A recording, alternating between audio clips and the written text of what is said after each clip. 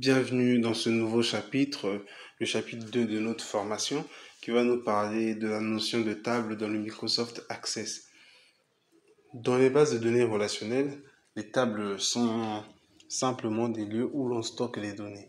Donc, c'est comme un coin où l'on vient juste faire nos enregistrements, on vient stocker nos données, on vient les modifier et tout. Donc, c'est une banque de données, en fait, une table. Donc, on va juste retenir aussi que dans le Microsoft Access, les colonnes des tables sont des champs et puis les lignes des tables sont les données qu'on enregistre dans notre table. Du coup, il faut préciser au préalable quel type de données sera enregistré dans chaque champ. Donc, on a donné un exemple.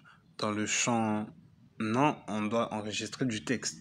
Dans le champ numéro de téléphone, on doit enregistrer du numérique. Ou dans un champ code postal, on enregistrera aussi du numérique. Pour chaque table, il faut une clé primaire. La clé primaire, c'est ça qui va aider une table à se connecter à une autre au travers des relations. C'est avec une clé primaire qu'on pourra créer nos tables. Sans clé primaire, il n'y a pas de table dans le Microsoft Access. Sans plus tarder, nous allons ouvrir le Microsoft Access. Nous voilà dans l'interface. Nous allons créer une base de données vide. Nous allons nommer cette base de données.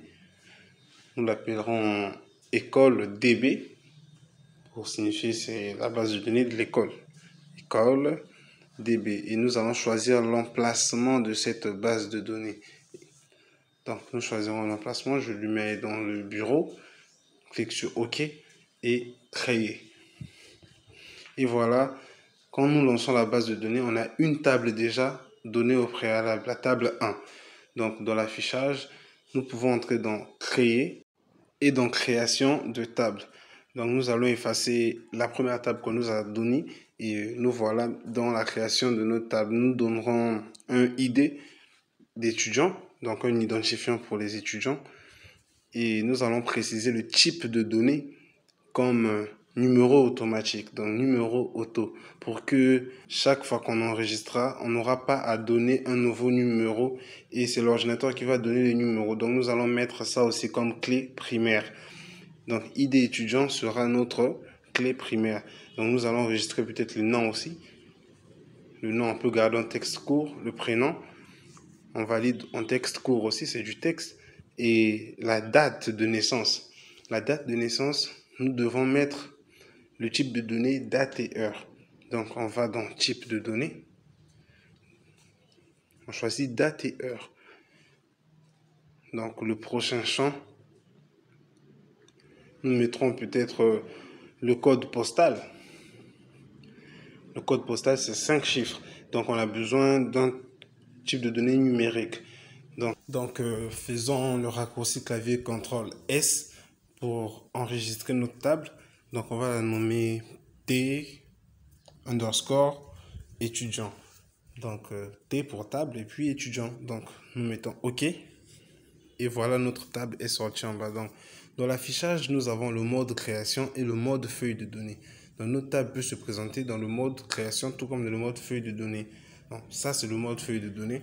Donc, nous avons les lignes et les colonnes, comme je vous l'avais dit. Donc, nous allons essayer d'enregistrer un premier étudiant qui s'appellera par exemple James et son prénom John. Nous avons la date de naissance. Nous pouvons mettre la date de naissance depuis le calendrier ou la saisir simplement. Donc, nous pouvons la saisir. Mettons une date de naissance au hasard. Et le code postal. Donc, c'est un truc de 5 chiffres. Ça dépend du pays. Donc, on mettra le code postal. Et nous allons faire un deuxième enregistrement. Part. Comme Rosa Part. Et le prénom Rosa. Donc, Rosa simplement. Du coup, nous allons choisir sa date de naissance aussi. Nous allons la saisir. Et saisir aussi le code postal de sa ville.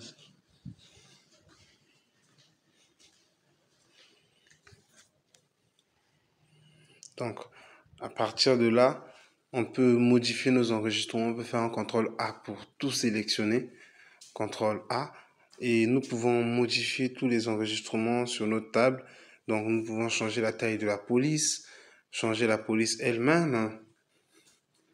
Nous pouvons changer la couleur des écrits, changer la couleur. Et puis, la couleur de fond aussi. Nous l'avons mis en rouge, comme vous le voyez. Vous pouvez modifier cette table comme vous le voulez.